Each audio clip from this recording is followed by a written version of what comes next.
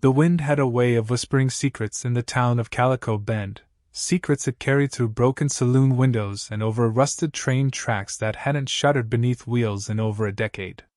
It moved like breath through a ghost's lungs, stirring dust that hadn't settled in years. Somewhere between the hollow storefronts and sun-faded curtains, Eleanor Gray walked alone. She passed the dry goods store, its bell long rusted silent, and paused at the boarded-up hotel where vines clawed at cracked brick.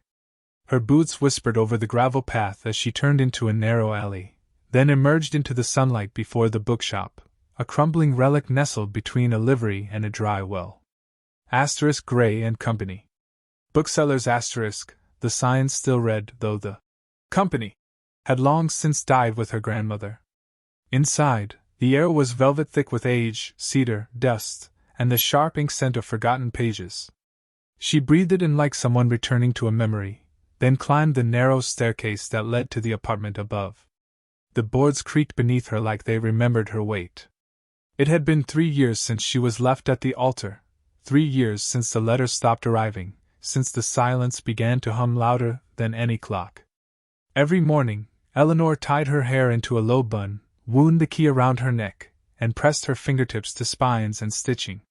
She repaired stories for strangers she never met, tightened bindings, rethreaded seams, ironed out dog-ears with the precision of someone trying to fix what could never be mended in herself. She wrote letters in the evenings. Not to anyone living, but to the man who had once promised her forever and vanished before the vows. She never sent them. Instead, they lived in the drawer beneath the window, stacked neatly like forgotten prayers. She rarely went out, save for the market or her evening walks through the empty depot. Folks in town called her the girl with her head in the clouds, though they meant no harm. They just didn't know her clouds were made of grief. That they rained quietly every night. On the first Monday of April, the wind changed. She had meant only to clean the back storage room, untouched since her grandmother's funeral. Cobwebs clung like gauze to the corners, and dust painted every shelf in a thick hush. As she shifted a collapsed box of old catalogs, something fell loose from beneath a beam, a bundle of yellowed paper wrapped in a blue ribbon. The ribbon broke at her touch, brittle as old bark. The top page was a letter, dated 1904. Its edges were worn, but the ink was clear. Her fingers hesitated before turning it over. My dearest. I write this from the station bench where we said goodbye. The sun has begun to fall behind the depot, and I swear it takes a piece of me with it. I want to believe you'll come back. I want to believe I was enough. Always yours. A.L. The handwriting was elegant, uneven in parts, as though written in haste or heartbreak. Eleanor's breath stilled. She read the second letter. Then the third. Her pulse quickened with each page, not because they were addressed to her, but because they could have been. Each word mirrored a silence she'd never spoken aloud, a longing she thought only lived inside her. She stayed in that room until night pulled the light away, and even then she lit a candle to keep reading. Some letters were brief, aching fragments, others pages long and poetic. None had a reply. They spoke of waiting, of mistakes made, of moments lost in the pauses between trains. They were soaked in vulnerability, the kind she had spent 3 years trying to unfeel. By midnight she had read 12. All signed only with A.L., all addressed to someone unnamed. The next morning, Eleanor opened the bookshop but kept glancing toward the back room, where the bundle now sat on her writing desk. She resisted until evening. Then, with her tea cooling beside her, she selected the 13th letter and unfolded it with the reverence of opening a wound. There are days I pretend I'm over you. I stack my books, sweep the floor, make coffee for ghosts. But then I hear the train whistle in the distance, and my hands forget what they're doing. My whole body turns toward the sound like you might be writing it back to me. The words blurred as tears pooled in her eyes. She blinked them away. That night, for the first time in years, she didn't write to the man who left her. Instead, she took out her diary and began a letter, not to the past, but to a voice she had never heard and yet somehow knew.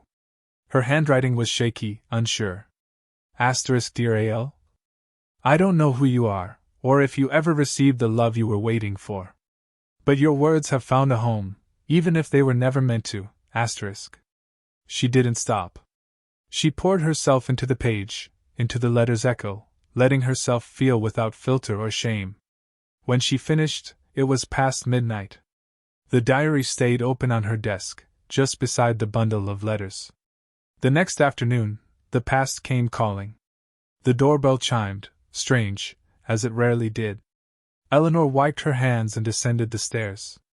A man stood in the entryway, backlit by sunlight. His posture was familiar, but his presence pulled something cold up her spine. Thomas. He looked the same, mostly. Cleaner, perhaps. His jacket was expensive now, his smile less tentative. Eleanor, he said, like her name had never been a wound. She said nothing. Her hands curled against the doorframe. I was passing through. Thought maybe we could talk. She allowed him in. He didn't look at the books. Didn't ask how she was. Just sat on the old velvet chair and talked of success, of cities, of opportunities.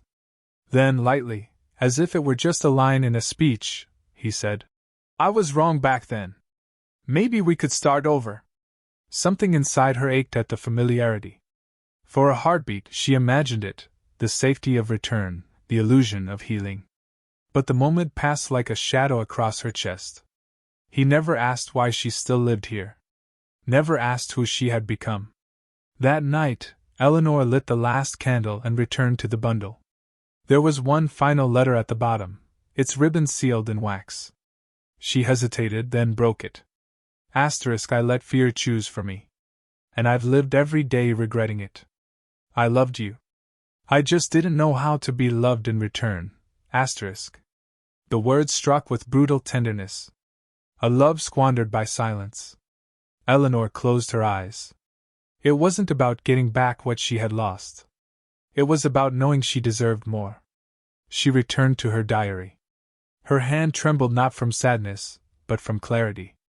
As she began writing her reply, she didn't hear the light knock at the front door, or see the man standing there, holding an old library satchel and a question he hadn't yet dared to ask. The clock above the mantel ticked like a heartbeat in an empty room. Eleanor sat beside the open window, wrapped in a shawl that had once belonged to her grandmother, the 13th letter resting in her lap. Outside, wind dragged dry leaves down Main Street in lazy spirals. The town, as always, breathed in quiet. But inside her, something had begun to stir. Each night, she read one letter. One voice. One glimpse into a soul that seemed to have lived the same age she wore like perfume. She didn't try to decipher the initials anymore. *A.L. Asterisk was less a person now and more a presence, a gentle ghost that walked beside her in the evenings and waited at the foot of her bed as she fell asleep. It was absurd, she knew. But so was writing answers to someone she'd never meet. Still, she did. Every evening, she opened her diary and replied. Not copying the words. Not mimicking the tone. Just answering. As though she'd been invited into a conversation that had begun long before her time. Sometimes she cried. Sometimes she smiled. Always she felt seen. Then came Thursday. The bell above the door rang sharply, pulling her from her writing. She set the pen down and descended the stairs, brushing dust from her sleeves. The man standing in the shop was turned away, inspecting the bookshelf nearest the counter. But she knew that silhouette. He turned.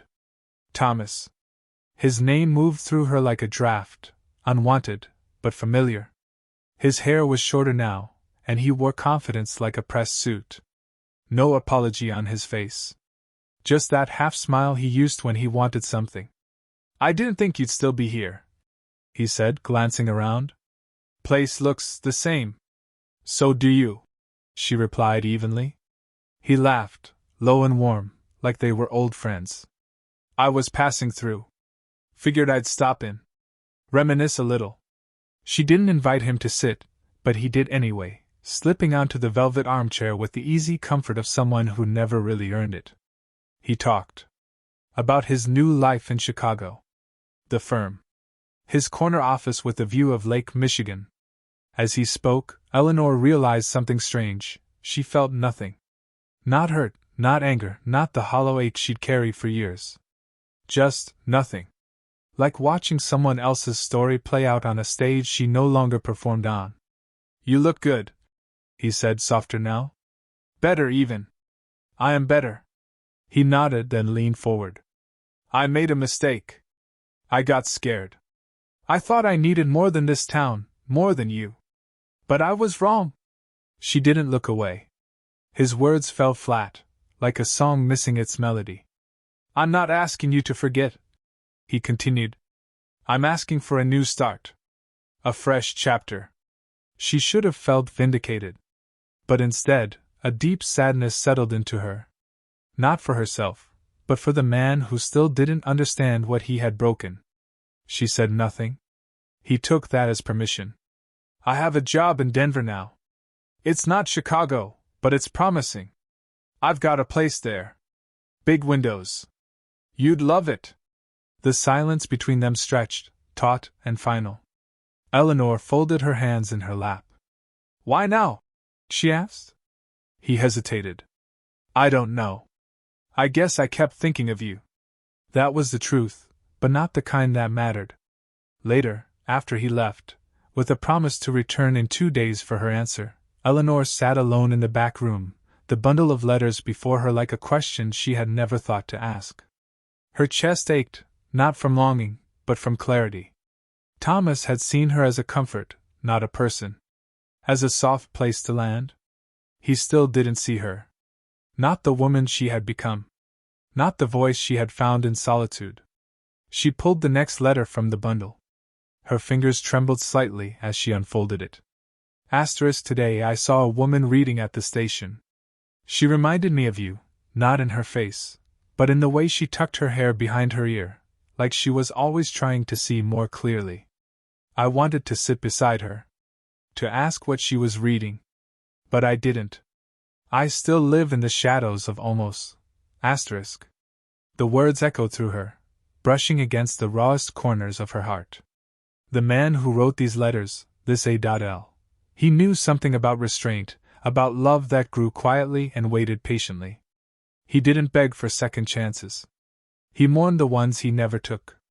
That night she wrote not in her diary, but on a single sheet of paper. No. Dear Ale. No return address. Just words. I used to believe love meant being chosen. But now I think it's about being seen. For the first time in years, I see myself. I'm not waiting anymore. She folded it once, placed it between the pages of her favorite novel, Wuthering Heights and tucked it under her pillow. The next morning, she returned to her routines. Dusted the front shelves. Brewed tea. Reshelved a stack of old poetry anthologies. The bell above the door rang twice, but neither caller lingered. As afternoon light began to shift amber, Eleanor gathered the letters into a new box. A wooden one this time. Something worthy of their weight. She ran her fingertips along the carved edges and whispered, "You mattered." Then, just as she turned to leave, a soft knock sounded at the side entrance. She paused. No one used that door anymore. She opened it.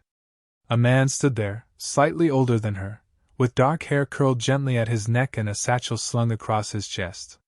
He looked unsure, not shy, but careful. In his hands he held a single book bound in cracked leather. "I'm looking for the owner," he said, his voice low, steady. "I was told she might help restore this." She met his eyes. There was no flicker of recognition. No grand moment of fate. Just a quiet stillness, like the first line of a story either had read yet. "I can help," she said. He stepped inside. And though they didn't know it yet, something had shifted in the air, subtle as a heartbeat, soft as the start of a letter. Upstairs, the candle flickered in the window, as if exhaling.